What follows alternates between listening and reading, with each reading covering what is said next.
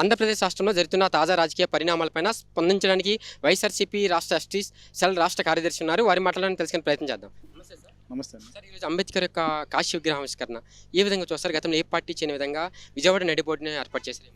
ఈరోజు దళిత గిరిజన జాతిలోనే ఈరోజు పండగ వాతావరణం. ఈరోజు పండగ జరుపుకుంటున్నాం. ఎందుకంటే ఎంతో మహోన్నతమైన వ్యక్తి, ప్రపంచ దేశాల్లోనే ఆయన విగ్రహాలు కానీ ఆయన ల్యాబొరేటరీ కానీ స్థాపించిన నేత.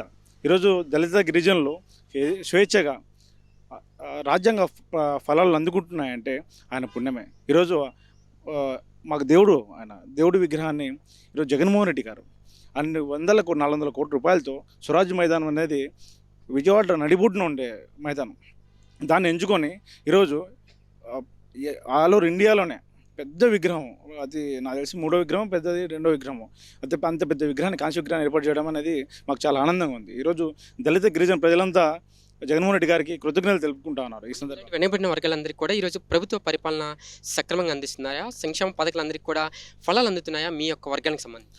ఈరోజు గిరిజన జాతుల్లో ఈరోజు నేను ఎస్టీ కమిషన్ చైర్మన్గా తరపున పార్టీ తరపున రాష్ట్రం నుంచి అనంతపురం నుంచి శ్రీకాకుళం దాకా ప్రతి ఒక్క ఏరియా, ట్రైబల్ ఏరియా, రిమోట్ ఏరియాలో తిరిగి ఉన్నాను.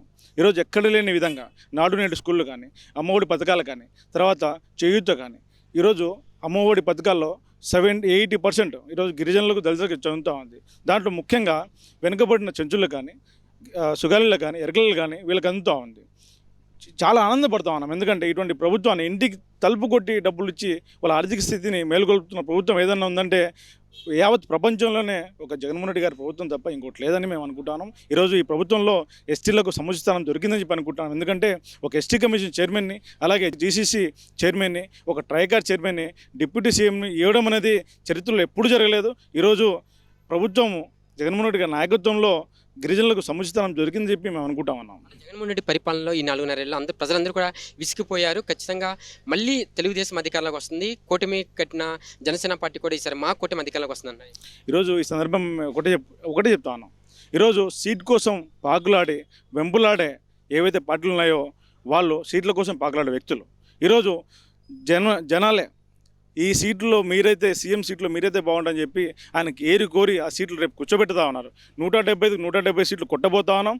ఈరోజు దళిత గిరిజన భోజనవాదులు అయితే కోరుకుంటున్నారో ఈ ప్రభుత్వాన్ని పెద్దపీటన ఎన్నుకొని కూర్చోబెడతా ఉన్నాం. ఏవైతే మూర్ఖులు ఏదైతే మాట్లాడుతున్నారో వీళ్ళు నిజంగా మూర్ఖులనాలా చంద్రబాబు నాయుడు కానీ, పవన్ కళ్యాణ్ కానీ ఇది పెద్ద మహాకూటమి అని చెప్పి పేరు పెట్టుకొని అంత డొల్ల తప్ప ఏమీ లేదు. ఈరోజు అబద్ధ మాటలు తప్ప ఏమీ లేదు. ఈరోజు కళ్ళ ముందు కనపడుతుంది అభివృద్ధి అనేది. ఈరోజు గ్రామాలకు పోతే ఆర్బికలు కానీ, విలేజ్ క్లినిక్లు కానీ, సచివాలయాలు కానీ, రోడ్లు కానీ, హాస్పిటళ్ళు కానీ, అసలు మెడికల్ కాలేజీలు కానీ మీ కళ్ళ ముందు కనపడుతున్న అభివృద్ధిని ఈ కళ్ళు లేని కబోదులు, మూర్ఖులు వీళ్ళకి కనపడట్లేదు. ఈరోజు దళిత జాతి, గిరిజన జాతులు ముందుకు రావడం వీళ్ళకి ఇష్టం లేదు. అందుకనే ఇటువంటి ఆరోపణలు చేస్తూ ఉన్నారు. చెప్పండి సార్, ఒక రాష్ట్ర కార్యదర్శిగా మీరు జగన్మోహన్ రెడ్డి గారి గురించి రాష్ట్రం ప్రజలందరికీ కూడా ఏ విధంగా చెప్పదలుచుకున్నారు? ఎటువంటి అంశాన్ని చెప్పదలుచుకున్నారు? ఎన్నికలు 3 నెలలు రావాలి. ఈరోజు ఆయన ఈ రాష్ట్రానికి ముఖ్యమంత్రి కావడం మా అందరి అదృష్టం. ఎందుకంటే స్వాతంత్రం వచ్చి 80 సంవత్సరాలతో అన్నా కూడా ఈరోజుకు దళిత గిరిజన జాతిని పట్టించుకున్న నాదుడు ఎవరూ లేరు. ఈరోజు ఆర్ఎఫ్ పట్టాలు కానీ, తర్వాత ఆర్ఎఫ్ పట్టాలతో పాటు అనేక సంక్షేమ పథకాలు ఇంటికి వచ్చి తలుపు కొట్టి ఇస్తా ఉన్నారు. మేము అనుకుంటా ఉన్నాం, మేము అందరం గిరిజన జాతి అంత యావత్తు రాష్ట్రంలో మొత్తం 26 జిల్లాలో ఉన్న గిరిజన జాతులు మొత్తం వైఎస్ఆర్సీపీ ప్రభుత్వాన్ని మళ్ళీ తేవాలనుకుంటున్నాము. మళ్ళీ తెచ్చే విధంగా మేము పోరాడతాము. పోరాటం కాదు, స్వచ్ఛందంగా ప్రజలే సీఎం జగన్మోహన్ రెడ్డి గారికి కానుక రేపు 3 నెలల్లో సీఎం పోస్ట్ ఇవ్వబోతా ఉన్నాం.